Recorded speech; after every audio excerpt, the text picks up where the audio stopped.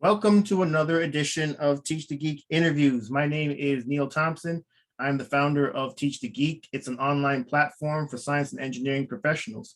Consider checking out the monthly membership, Teach the Geek to Speak Society. It's a bit of a mouthful. You can check it out at teachthegeek.com. Again, that's teachthegeek.com. Today, my guest is David Shriner-Cahn, a former engineer.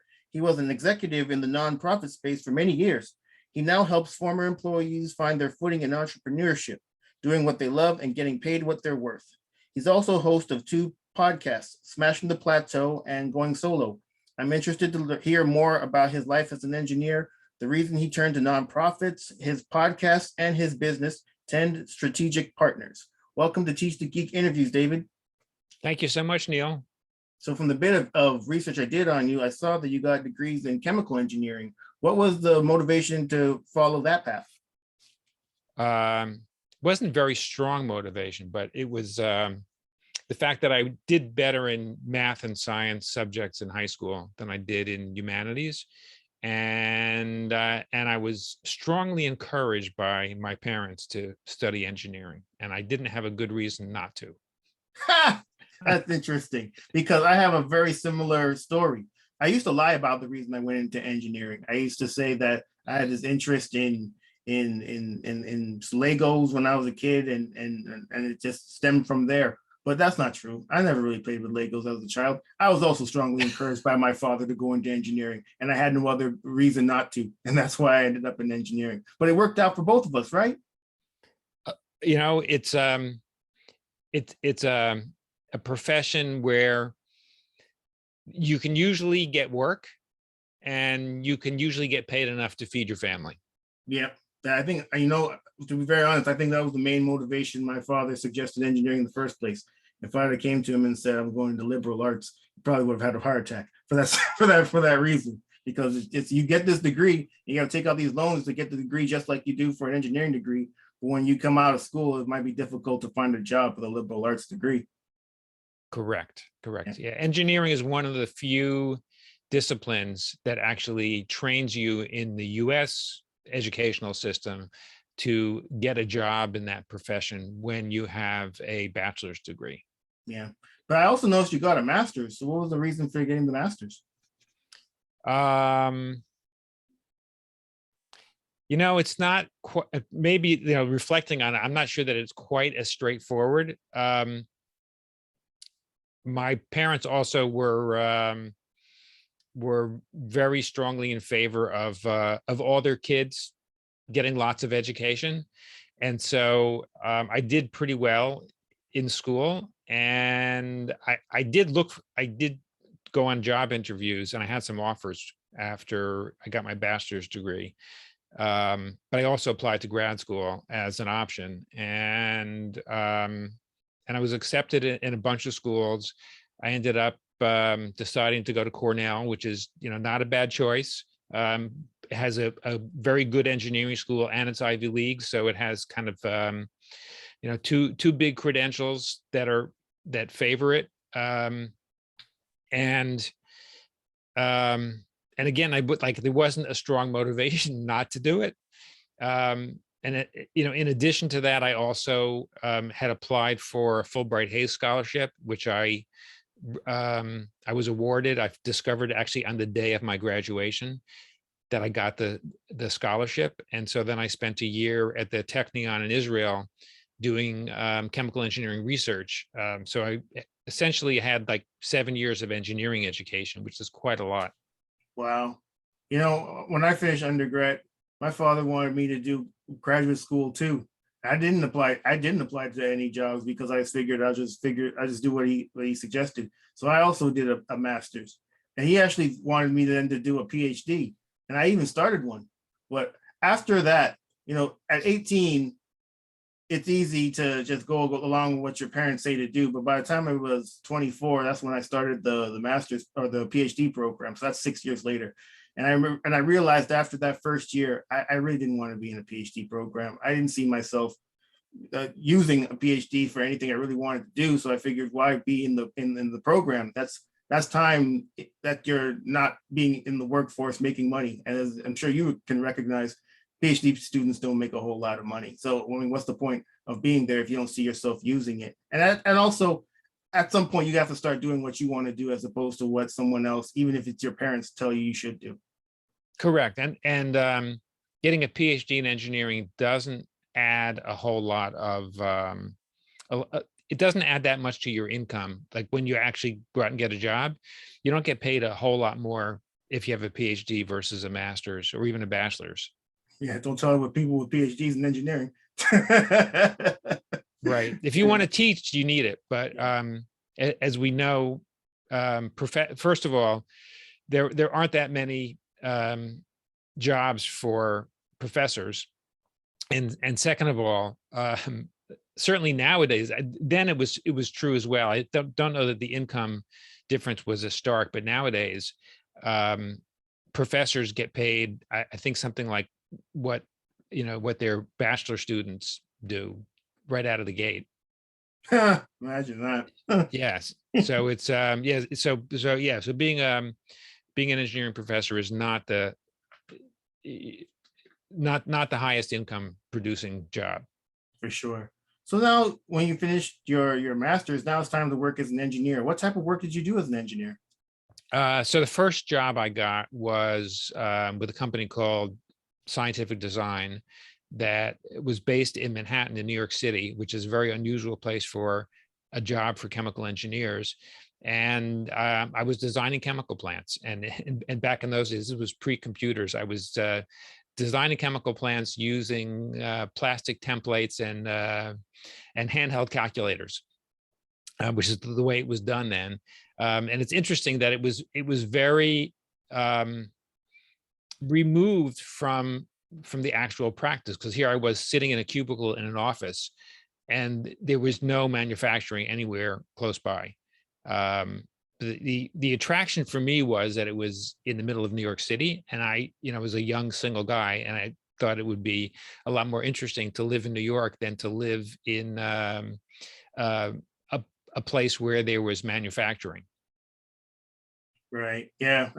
I see. I can totally see that. So is that the only engineering job that you have? Or did you do any other type of engineering? No. So I did that. I did get some manufacturing experience, because one of the things that happened, they would send engineers to work on plant startups. And there was an opportunity for me to go to Houston to work on a plant startup, which I did. And frankly, it was exceedingly boring. And I didn't have a lot to do. And socially, it was quite isolating. And I ended up quitting that job after I was in Houston for about 5 months. And I was there. I arrived in May. It was like 95 degrees, and it was the same every single day. And in August, I quit because I just it didn't seem likely that I was going to be going back to New York anytime soon. The job seemed, it was one of these startups that had been going on for quite a while, and didn't seem like it was going to come to conclusion and be out of startup phase. Anyway, so I quit and ended up getting another job that was a little more hands-on. It was also for a small consulting firm, about the same size as the one I had worked for previously. And I was working on projects that were related to energy. So it was actually, there were a lot of government contracts that the company had. So it was a little more interesting. There was a lab, and I was doing things that were much more hands-on, and things were going fine for 2 years. And then shortly after I got my second year review, which was a strong review, they were very happy with the work I was doing, and I got a nice raise. A month later, my boss calls me into his office and he says, "David, I have good news and I have bad news. The good news is you're doing a great job. The bad news is you don't have a job anymore." The Yeah, exactly. So, many years later, I can joke about it, but in reality, it was very painful at the time. As I said, the company had a lot of government contracts. Well, turned out there was a change in which party was in charge in Washington, and all of a sudden, the projects that that our company had disappeared, and so about half the staff disappeared as well. And I was looking around at how the decision was made about who stayed and who went. It turned out that had nothing to do with me and my performance, but there was some politics that were behind the decision that involved people higher up than me. And at the same time, I was looking at the field and seeing there was a fair amount of corporate restructuring going on in the U.S. in general, and I saw there were a lot of kind of mid to late career engineers getting laid off. So like guys in their 50s, and often there were some pretty dire financial consequences when that happened to them. So as an example, in those days, there were no IRAs and 401ks. Companies had pension plans, and the concept was you go to work for a big corporation, you work there for like 20 plus years, or 30 plus years, and you can retire and get paid a defined benefit pension. Those things don't exist unless you either work for the government or a utility, or maybe you're a member of a union, but in general they don't exist anymore. But in those days they did, and these guys that were highly compensated and a little short of the number of years of service they needed to be fully vested in their pension plans suddenly found themselves without income and having less, if they retired, less pension than they thought, or maybe no pension. So it was pretty devastating. And I thought, you know what? I'm not sure corporate America is really right for me. Maybe I can find another way to make a living that I would find, more interesting, more meaningful, and doesn't require me to go back to school and learn something else. And that's when I went into the not-for-profit sector. Yeah, so that's the next question I was going to ask you, David, because it's not every day that I come across an engineer who's working in engineering and then goes into nonprofit work. So what was the motivation? It sounds like was just you looking at the landscape and seeing you didn't want to be a part of, being a middle-aged engineer getting laid off right before your retirement vested. And so the work that you did in nonprofit, what was that work? Yeah, I was in executive roles the entire time, which was I spent over 2 decades in the nonprofit world. Yeah, so it was working in community-based organizations and an education agency, and I discovered that I actually had a lot of skills, particularly on the operational side, to run an organization, and I also took advantage of whatever kind of professional development I could get my hands on along the way. There were lots of opportunities to learn things I needed to learn that were either free or low cost. So I became a lifelong learner. And even though I had never supervised anybody before, in my first job, I was supervising workers that were a generation and a half older than me, which was kind of interesting. And it was something I learned how to do and learned how to do well. One of the pieces of feedback I have always gotten from direct reports is that they've never worked for anybody like me before, and I was very supportive and I helped them succeed in their jobs. So yeah, I became pretty good at management and leadership, and along the way, I really liked what I did. I liked the kind of work that I did, and I liked the fact that there was a mission. This is way before social entrepreneurship became a thing. So in the nonprofit sector, having having a sound mission is really important, and that was something that was very meaningful to me, and made me feel good about the kind of work I was doing. I saw the impact on the people that our organization served, and yeah, so I was pretty happy doing that. The only thing that was really going through my mind, I would say the whole time that I was in the not-for-profit sector is, reflecting back on my experience as an engineer, and also seeing that even in the not-for-profit sector, some of the employment practices that organizations use don't necessarily um, support the well-being of the employees. I saw some practices. I can think of one example. It was not at my organization, but at a related organization. I remember a longtime employee who was a dedicated hard worker being told after 20 plus years of service that her job was over and being escorted out by security, which was like totally unnecessary. So some of those kinds of behaviors existed in the nonprofit world as well. And honestly, I just wanted to have more control over what I did. I had in the nonprofit world, many of the board members were successful entrepreneurs, so I had been exposed to entrepreneurship. I myself had never done anything entrepreneurial. Nobody in my family was a risk taker, so it was something that was a little out of, I guess, kind of out of my own personal context, but something I aspired to try. And I had thought about it for a long time. I knew a number of people that were consultants. I'd hired lots of consultants, and I thought, you know what, as my next gig, um, I think I want to try being a consultant rather than trying to go for a higher level position in the nonprofit sector. Right, and that's exactly what you did with 10 strategic partners.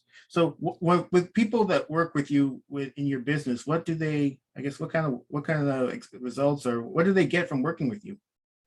Yeah, essentially, we help people like me who are longtime employees make the transition into, usually it's a consulting role, often as a solo practitioner, um, in the same, and typically it's in the same discipline. I went from being a nonprofit executive to being a nonprofit management consultant. That was my initial foray into consulting.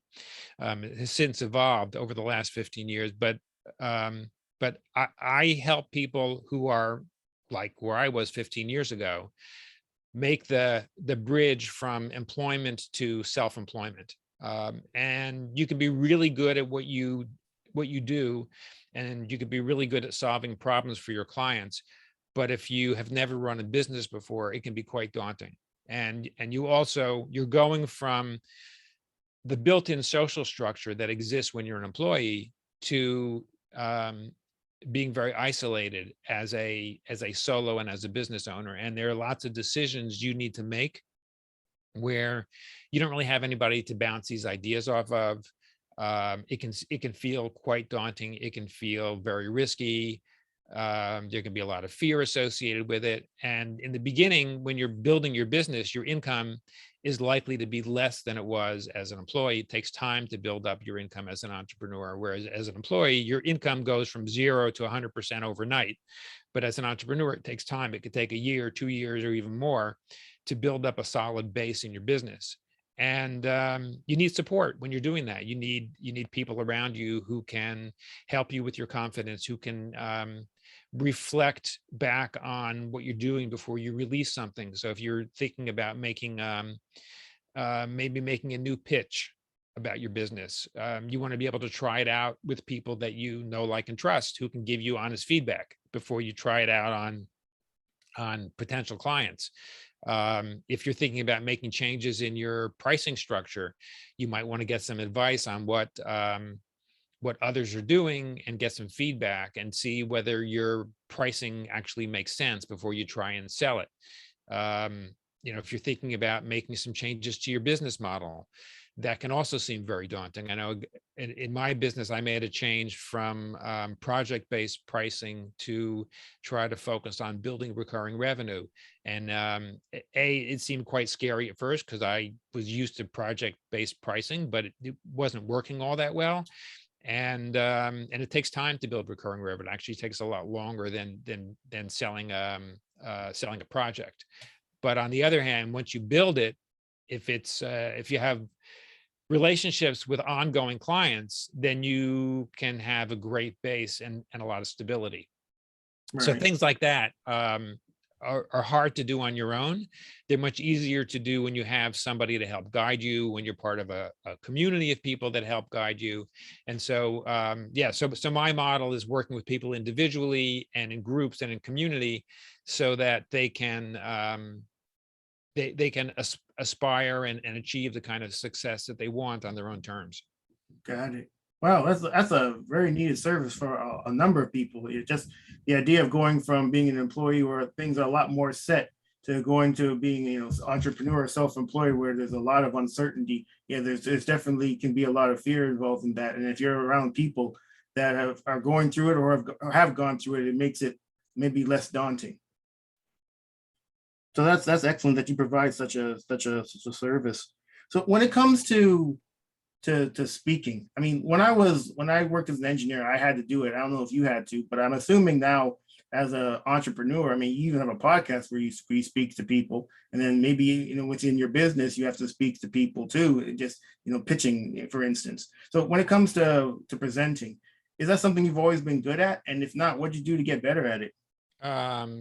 Definitely was not something that I had done or something that I was good at.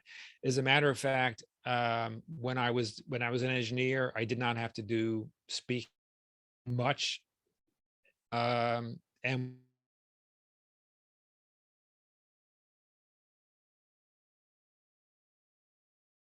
so I did have to do some speaking, but not a huge amount. So I wasn't in marketing or fundraising or the CEO role. And those people are very they're doing a lot of relationship building where they're giving presentations.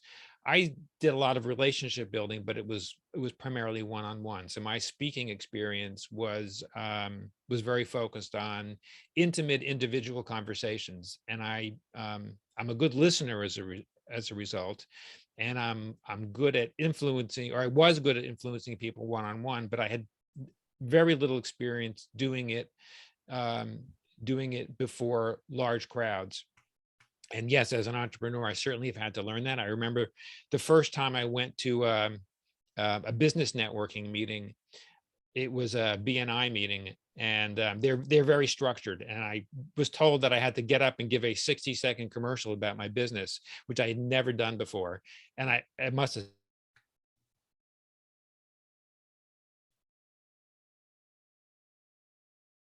that I've learned about doing anything new is, yes, it's scary the first time. If you don't get up and try, you're never going to do it. So you do have to get up and try, and just be prepared that whatever you do the first time, you're going to need to do it lots and lots more times before you be times. If you had a recording of the first time you did it and you go back and you watch or you listen to the recording, you're going to be quite embarrassed. And there's a saying, especially in the content creation world, like podcasting and video conversations, if you're not embarrassed by your first release of something, you waited too long to start. Yeah, I can see that. Absolutely. That's a good saying. I want to steal that. That's Yeah, I really didn't invent it, so you're not stealing it from me, but I've heard okay. that many times. Wonderful. All right. And Yeah. it's so true. I know when I started podcasting, um, I was actually working with a consultant who was helping me with some of my content creation, and he suggested doing a podcast. And I'm like, who, me? A what? What do I know about this?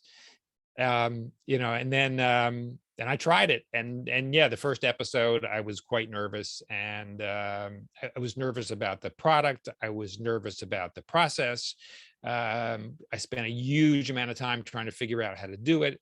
and trying to get it, trying to make sure it was as good as possible before the first episode. But I did it. And then, here I am 7 years later. I've been releasing episodes every week since then. So, by now I've gotten used to podcasting, and hopefully I'm a lot better at it than I was 7 years ago. But like anything else with speaking, you got to just get up and do it. And yes, you should also spend some time studying it, learning what works for other people, get somebody to listen to you and give you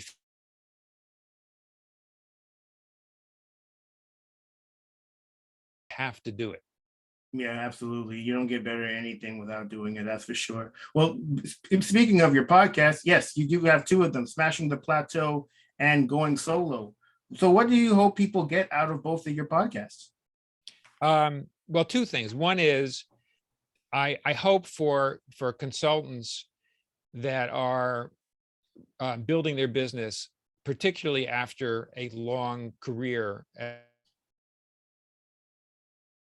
strategies to help their business grow and help their business do what it is they want their business to do. And as a matter of fact, we have created a free ebook that includes 49 very short action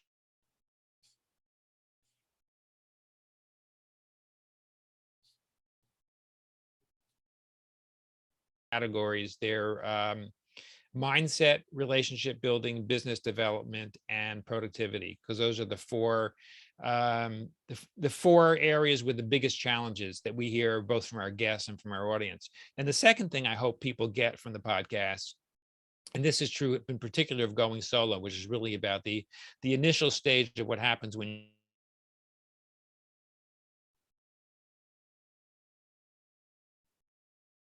through the same kind of transition from employment to entrepreneurship, where they talk about what they did, how they did it, what they've learned, what didn't work so well for them, what has worked, and just know that there are lots and lots of people that are going through the transition from employment to entrepreneurship. As a matter of fact, the statistics in America indicate that if you're over the age of 50, you have more than a 50% likelihood that your job is going to be terminated at some point, and there will be financial consequences. So if you're at all interested in having more control over your destiny and your life, then entrepreneurship can be a great path, but it's not simple. So I hope that people can take away something they will learn about how, if they're thinking about making this transition, or they have made the transition, or they're in the middle of it, things they can do so that it will take less time. They'll have fewer costly mistakes along the way. They'll make more money and they'll be happier. Absolutely. This has been a great conversation, David. Thanks again for being a guest. How can people get in touch with you? Best place is to go to our website, smashingtheplateau.com. Both podcasts are there. If you want to get in touch with me, there's a contact page there. Just send me your information. I'd be happy to schedule a time for a chat. Excellent. Well, everybody, that marks the end of another edition of Teach the Geek Interviews. My name is Neil Thompson, founder of Teach the Geek. It's an online platform for science and engineering professionals. Consider checking out the monthly membership called Teach the Geek to Speak Society, and you can learn more about it at teachthegeek.com. Again, that's teachthegeek.com. Until next time, take care and stay safe. Thanks, David. Thank you so much, Neil.